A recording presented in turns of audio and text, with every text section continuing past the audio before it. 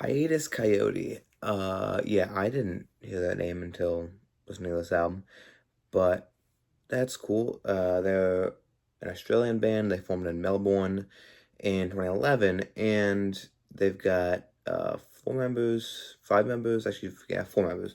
We got Nye Palm, Paul Bender, Simon Mavin, and Perrin Moss, and they're also Grammy nominated, which I didn't even know that.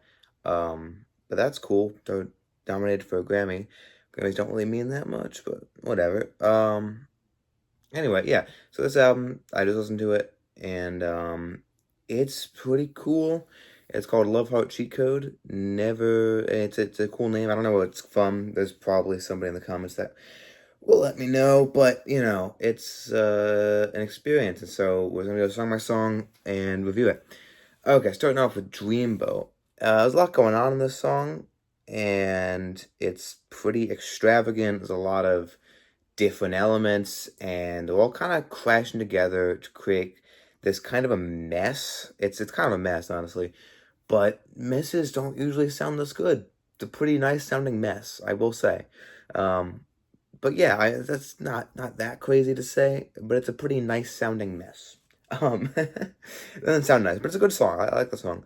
Okay, Telescope. Reminds me of if Lauryn Hill went to space and was like her molecules were swapped around, and she became this like disjointed version of herself, but somehow still know how to make great music. That makes any sense? Probably doesn't. Actually, I know it doesn't make any sense. But like, I it's like kind of like Lauryn Hill, but not really. There's like some R&B elements, but that's kind of it. Um, but it's pretty good. It's pretty spacey, and it's very disjointed. And so, yeah, not that again. It's not crazy. It's a good song. It's just not that much to say other than what I just said. Okay, Make Friends. There's some grooves on it, but it's doing too much, I think it's doing too many different things and it's trying too hard, maybe.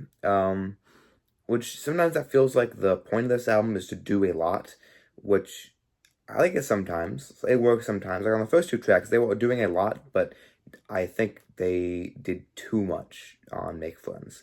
I don't know. It feels like there's not enough structure. So, yeah, next song. BMO is Beautiful. This is about some Adventure Time character, apparently. Which is fine. BMO. It's fine. It's basically an interlude. It's pretty short. It's like 40 seconds. So it's not that much to talk about. Sounds good, but it's not that interesting. The next song, though, is very interesting. This is the lead single, Everything's Beautiful. This is a nice little tune. It's jazzy and funky. More R&B elements for sure. It's catchy, which is why I think it was a good choice for the lead single. It's pretty creative as well. Um, it shows some like restraint, not overdoing it with any of the individual elements, and staying in its lane for the most part, not completely running off into the hills with a ton of crazy elements, but not becoming cookie cutter. None of this album is cookie cutter, but it's a good mix of reasonably catchy music, but also some experimental elements that you would not hear on a normal song like this. But yeah, I think it was the right choice to make this a lead single. It's a good song. Probably my second favorite, maybe my third favorite. But my favorite is next, Dimitri. Dimitri is, it's a good song. It's a good song.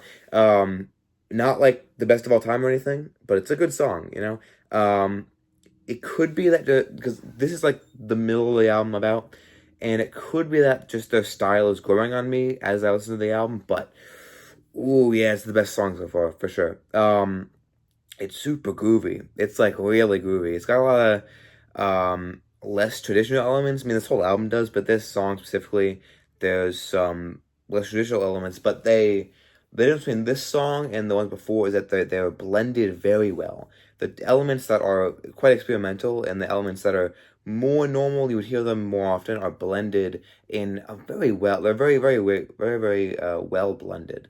They're put together in a way that he doesn't overdo it at all, which I like it. I like the experimental elements, but when they overdo it, like on what was that one? So Make Friends. I think they thrive the best when they take the elemental experimental parts and the more or popular parts and blend them together in just the right way.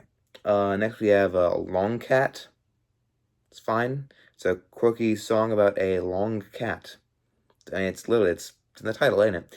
It's kind of boring. I don't really care for it. It's not much to really say. It's a pretty short song. Um, didn't really have to be here, in my opinion, because I could have replaced it with another song, but that's just me. Whatever. It felt kind of unnecessary. That's my take on it. How to Meet Yourself.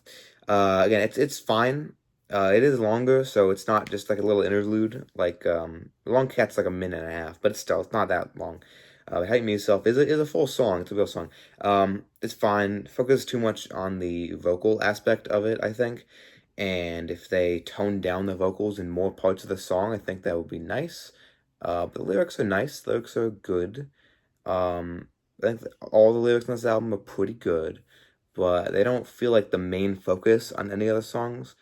But they're still nice, you know. But yeah, that song, How to Meet Yourself, it's fine. It's not the greatest, not the worst, but kind of underwhelming. I think that's probably the word for it. Title track, Love Heart Cheat Code. It definitely breaks the trend of this album for sure.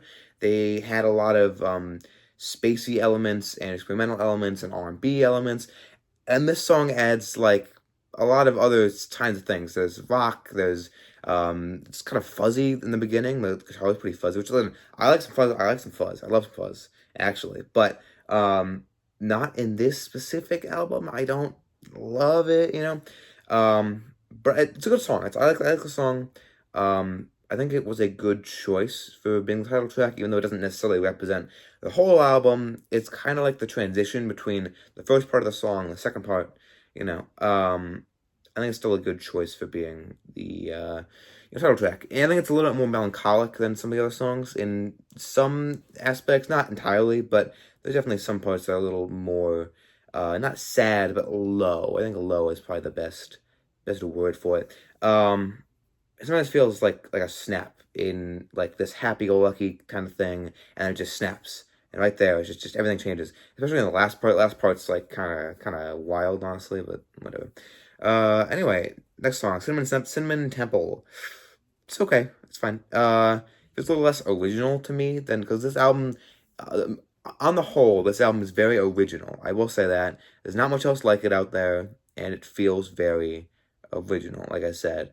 But it's like on this song, they had to like randomly change studios or something. Like they were recording in this one studio and they were really familiar with it, and then for some reason, just they immediately different studio or something, and then they had to kind of forgot what they were doing. They got disoriented, and then they just had to record something, right?